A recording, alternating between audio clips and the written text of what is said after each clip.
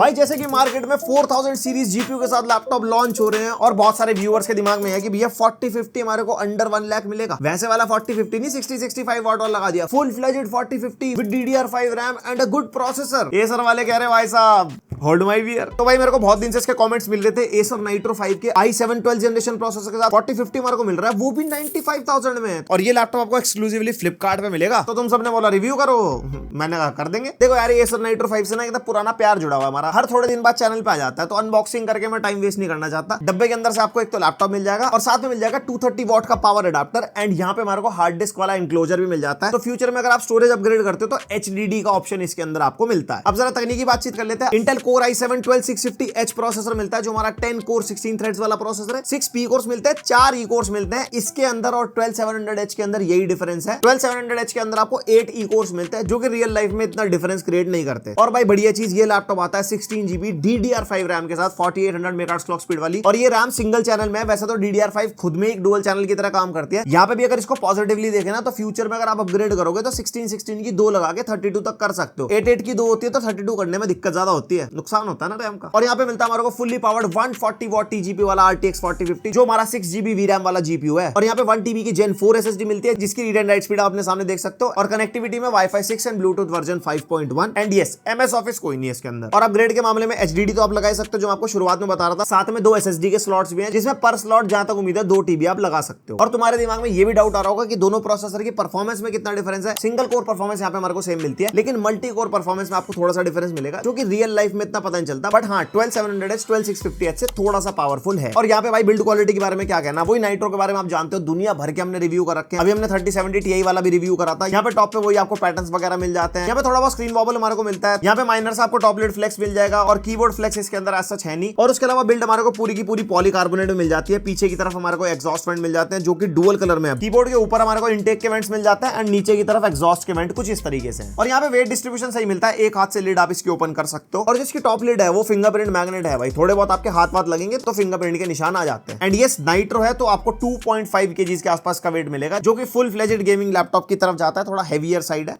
कंधों पे जिम्मेदारियों के साथ साथ लैपटॉप का वेट उठा के चलना। एंड भाई इस लैपटॉप के अंदर मिलता है हमारे को फुल साइज का कीबोर्ड जो कि हमारा 4 जोन RGB वाला कीबोर्ड है, यानी कि एक एक पर्टिकुलर जोन में अलग अलग कलर आप सेट कर सकते हो। एंड यहाँ पे डिफरेंट इफेक्ट्स मिल जाते हैं इसके नाइट्रो सेंस सॉफ्टवेयर के अंदर। एंड इवन यहाँ पे आप स्टैटिक कलर्स भी अपने हिसाब से चेंज कर सकते हो, बट वो जोन वाइज चेंज होते हैं। और जो कीबोर्ड की टाइपिंग फील है वो यहाँ पे मेरे को बढ़िया लगी। एंड यहाँ पे जो WASD कीज है और एरो कीज है ये दोनों हाईलाइटेड मिलेंगी। और नम लॉक के बगल में एक जो बटन है ये हमारा नाइट्रो सेंस का बटन है जिसको दबाते आपका software on the go on हो जाता है। एंड यहाँ पे इस लैपटॉप का जो ट्रैक पैड है वो मेरे को सही लगा, साइज ज्यादा बड़ा भी नहीं है ज्यादा छोटा भी नहीं है, मल्टी जेस्चर को सपोर्ट करता है एंड फुली क्लिकेबल है, यूज करने में इट्स गुड। और मैं नाइट्रो सेंस की बात कर रहा था, यहाँ पे कुछ ऐसा सॉफ्टवेयर हमारे को मिल जाता है। यहाँ पे CPU GPU के स्टैट्स आ रहे हैं, फैन कंट्रोल आप कर सकते हो, नीचे आपके डिफरेंट मोड्स दिखा देगा, उसमें CPU GPU की क्लॉक स्पीड दिखा रहा है, यहाँ पे टेम्परेचर्स वगैरह भी दिखा रहा है। उसके अलावा ऊपर कीबोर्ड के ऑप्शन मिल जाते हैं जो मैं आपको दिखा चुका हूँ। एंड सेटिंग बटन में यहाँ पे थोड़े बहुत फीचर्स मिल जाते हैं। यहाँ पे आप देख सकते हो डिस्क्रीट GPU यानी कि मक स्विच भी है। एंड यहाँ पे कीबोर्ड बैकलाइट का 30 सेकंड वाला ऑप्शन है जिसको आप ऑफ कर देना, क्योंकि लाइटों से भाई साहब मिलेंगे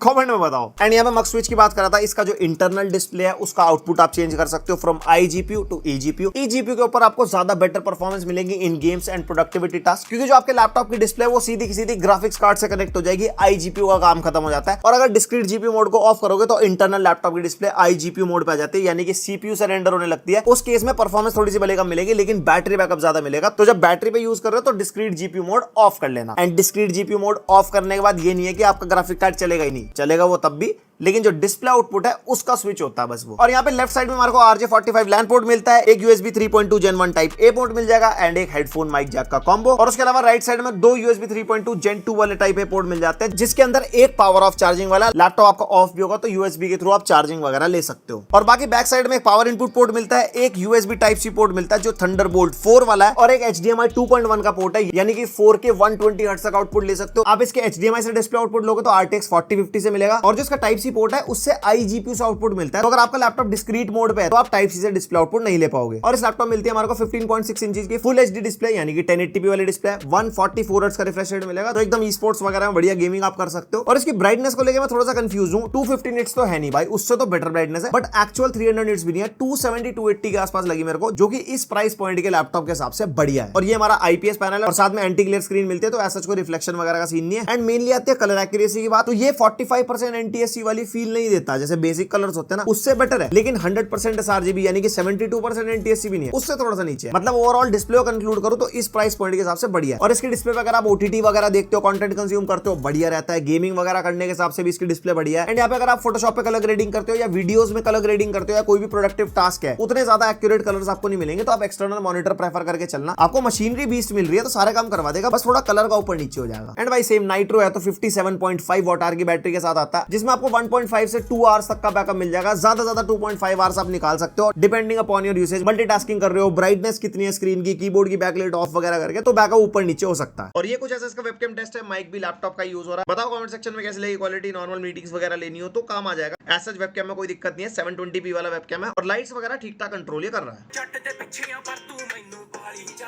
स्पीकर में भी ऐसा कोई चीज नहीं है, वही 2 वॉट के 2 स्पीकर है, डाउन फायरिंग वाले मिल जाते हैं। एंड स्पीकर की क्वालिटी डिसेंट साइड है, ना तो ज्यादा ही लाउड है ना तो ज्यादा ही कम है। और जिस चीज का तुम्हें सबसे ज्यादा इंतजार है वो है परफॉर्मेंस। सबसे पहले बेंचमार्क्स पर नजर मारो, फिर आगे बताता हूं। यहाँ पे Cinebench R23 के स्कोर्स आप देख सकते हो और ये हमारे Geekbench 6 के स्कोर्स हैं। उसके बाद PC Mark 10 6000 प्लस यहाँ पे निकल गया। एंड 3D Mark X5 देख लो भाई, अच्छे खासे स्कोर है। CPU हो चाहे GPU, वीडियो पॉज करके देख लेना। और ये हमारा क्रॉस मार्क का बेंचमार्क्स। एंड लास्टली हमने किया ब्लेंडर बेंचमार्क। तो जो लोग रेगुलरली लैपटॉप्स की वीडियो देखते हैं वो बेंचमार्क से समझ होंगे 12650H के साथ अगर हम 4050 लगाएंगे तो किस चीज के क्या क्या नंबर आएंगे। और जिनको समझ नहीं आया भैया नंबर क्या आते, हमें कुछ और बताओ, तो सबसे पहले बता दो जिस प्राइस पॉइंट पे लैपटॉप आता है बढ़िया परफॉर्मेंस निकाल के दे, ये बेंचमार्क से हमारे को पता चल जाता है। दूसरी मेन चीज होती है हमारे रियल लाइफ परफॉर्मेंस। इसके ऊपर अगर आप 4K वीडियो एडिटिंग करोगे आराम से करवा देगा। आर्किटेक्चर, मॉडलिंग, 3D रेंडरिंग वाले काम करने इसका GPU अच्छा खासा पावरफुल है। लाइक 6GB VRAM वाला GPU है, कोई दिक्कत नहीं आने वाली आपको। अगर आप डे टू डे टास्क करते हो, OTT वगैरह देखते हो, उसमें तो बिल्कुल टेंशन लेने वाली बात ही नहीं है। 16GB RAM है, पावरफुल प्रोसेसर है, हाई एंड मशीनरी है भाई, ये छोटी मोटी चीजें नहीं सोचा करते। उसके अलावा अगर आप स्टूडेंट हो, कोडिंग वोडिंग करनी है, कोई ऐसी दिक्कत नहीं है। लाइव स्ट्रीमिंग आपको इसके ऊपर करनी है वो भी आराम से हो जाएगी। उसके अलावा कौन बचा, म्यूजिक प्रोडक्शन वाले, तो तुम्हारा काम भी आराम से करवा देगा। एंड भाई मेनली बात आती है गेमिंग परफॉर्मेंस की, जिसका तुम्हें बेसब्री से इंतजार है। तो गेम टेस्ट पर नजर मारो, फिर कंक्लूजन की बात करते हैं। तो यहाँ पे हम सबसे पहले स्टार्ट कर रहे हैं GTA 5 से। टेस्ट कर रहे हैं इसको वेरी हाई सेटिंग्स पे एंड रेजोल्यूशन ऑब्वियसली 1080p पे, क्योंकि 1080p वाली डिस्प्ले के अंदर। और यहाँ पे आप देख सकते हो आराम से हमारे को 100+ FPS मिल रहा है, लाइक 110 120 के आसपास। और CPU की वॉटेज 70 वॉट तक हमारी जा रही है, क्योंकि Intel 12th जनरेशन के प्रोसेसर काफी अच्छी खासी पावर ड्रॉ करते हैं। तो हमारे को CPU के टेम्परेचर्स भी लगभग 90 डिग्री तक देखने को मिल रहा है। एंड यहाँ पे ओवरऑल गेमिंग की परफॉर्मेंस में ऐसा कोई दिक्कत नहीं है। उसके बाद हमारा Far Cry 6 टेस्ट कर रहे हैं इसको अल्ट्रा प्रीसेट के ऊपर, और कोई भी यहाँ पे अपस्केलिंग का मेथड हमने यूज नहीं करा। और यहाँ पे भी भाई अल्ट्रा प्रीसेट पे हमारे को 100 FPS के आसपास मिल रहा है। एक चीज का ध्यान रखना है कि फुल HD पे टेस्ट हो रहा है, कहीं प्रेडेटर नियो से कंपेयर करने लोगों की इसके FPS ज्यादा रहे। वो 1600p वाली डिस्प्ले वाला लैपटॉप है, तो उसमें उसी रेजोल्यूशन पे हमने टेस्ट किए थे। उसके बाद भी टेस्टेड वैलोरेंट, और यहाँ पे ग्राफिक्स का प्रीसेट हमने रखा हाई पे, और बाकी सारी सेटिंग्स आप वीडियो पॉज करके देख सकते हो। एंड यहाँ पे भाई आराम से 300+ FPS निकल के आ रहा है, क्योंकि Intel 12th जनरेशन की सिंगल कोर परफॉर्मेंस तगड़ी निकल के आती है। उसके हिसाब से अगर आप CPU इंटेंसिव गेम्स खेलते हो जैसे कि वैलोरेंट, तो आपको बढ़िया FPS मिलेंगे। उसके बाद टेस्ट कर रहे हैं RDR2 प्रीसेट रखा हमने फेवर क्वालिटी पे। एक तरफ DLSS ऑफ है, दूसरी तरफ DLSS रखा हमने क्वालिटी पे। और यहाँ पे सबसे पहले रॉ परफॉर्मेंस हमारे को 65 to 70 FPS मिल रहा है, और वहीं पे DLSS लगाते हमारे को 10 से 15 FPS का बूस्ट मिल रहा है। एंड यहाँ पे अगर परफॉर्मेंस देखोगे तो बढ़िया मिल रही है। और भाई 40-50 अब जाके 90 वॉट तक पावर ड्रॉ करने लगा है। लास्ट हमने कुछ लैपटॉप्स रिव्यू किए थे, 90 वॉट तक बहुत ही मुश्किल जा रहा था। फिर हमने टेस्ट किया Warzone 2.0, और यहाँ पे प्रीसेट रखा एक्सट्रीम पे, एक तरफ DLSS और दूसरी तरफ DLSS क्वालिटी पे। एंड यहाँ पे भी हमारे को भाई अच्छी खासी परफॉर्मेंस मिली थी, लाइक 60 to 70 FPS के आसपास रॉ परफॉर्मेंस, और DLSS के साथ हमारे को 10 से 15 FPS ज्यादा मिल रहे थे। एंड यहाँ पे हमारा GPU 5.6 GB तक जा रहा था, लेकिन जो वॉटेज है वो हमारे को 60-65 के आसपास देखने को मिल रही थी। लेकिन उसके हिसाब से अगर आप FPS देखोगे तो यहाँ पे कम पावर ड्रॉ करने पे भी अच्छी खासी परफॉर्मेंस निकाल के दे रहा है। That's the beauty of RTX 4000 series. उसके बाद स्पाइडरमैन मुरली भैया कर रहे हैं टेस्ट यहाँ पे, और प्रीसेट रखा है वेरी हाई पे। DLSS फ्रेम जनरेशन इसके अंदर मिलता है, क्योंकि 4000 सीरीज का GPU है,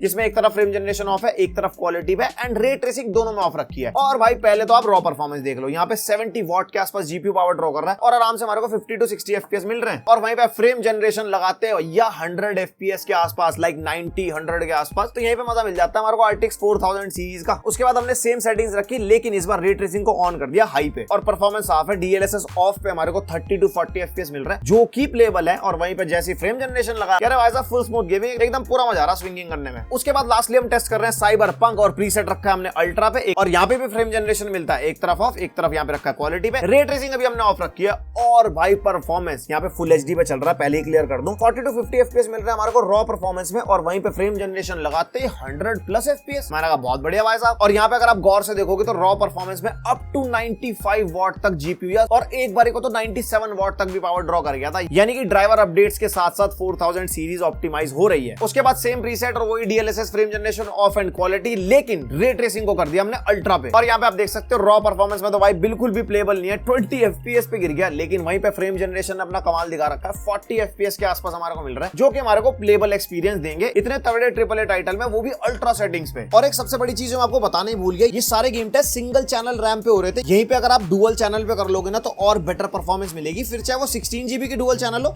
या 32 GB की डुअल चैनल हो, क्योंकि i7 12th जनरेशन है और साथ में 4050 है, 4000 सीरीज का GPU है। तो अगर आप ये लैपटॉप बाय करते हो तो मैं रेकमेंड करता हूं कि 32 GB डुअल चैनल में करवा लेना। तो भाई ये था इसका पूरा review Acer Nitro 5 12650H with RTX 4050। And सबसे मेन चीज जो लोगों के दिमाग में डाउट आ रहा था कि 4000 सीरीज में जो 4050 4060 ये अंडर परफॉर्म कर रहे हैं, देखो परफॉर्म बढ़िया कर रहे थे, लेकिन अब ड्राइवर अपडेट्स के साथ साथ इनकी वॉटेज ज्यादा पुश होने लग गई है as compare to previous laptops. तो उम्मीद है ये 140 वॉट तक पूरा जाएगा। अब जाएगा नहीं जाएगा वो मैं कंफर्म नहीं कह रहा, बट देख के लग तो रहा है। और तुम्हारे दिमाग में वही 2-4 सवाल आ रहे होंगे, भैया 3060 वाला लैपटॉप लें या 4050 लें। देखो अगर 95,000 तक बजट है तो डेफिनेटली ये आपके लिए गुड टू गो ऑप्शन है। मैं कहूंगा 4000 सीरीज का GPU लो, DLSS 3 का फायदा मिलेगा, प्लस FPS आपने देख ही लिया गेम के अंदर, और मुझे इस लैपटॉप के अंदर कोई दिक्कत नहीं रहेगी। आपके क्या थॉट्स है इसको लेके मेरे को बताना कमेंट सेक्शन में, मैं लिंक दे दूंगा इसका डिस्क्रिप्शन में, वहां से चाहो तो चेकआउट कर सकते हो। लाइक मार देना वीडियो को, और किसी लैपटॉप का रिव्यू चाहते हो वो भी कमेंट करके बता देना। एंड मिलते हैं नेक्स्ट वीडियो में, तब तक के लिए बाय।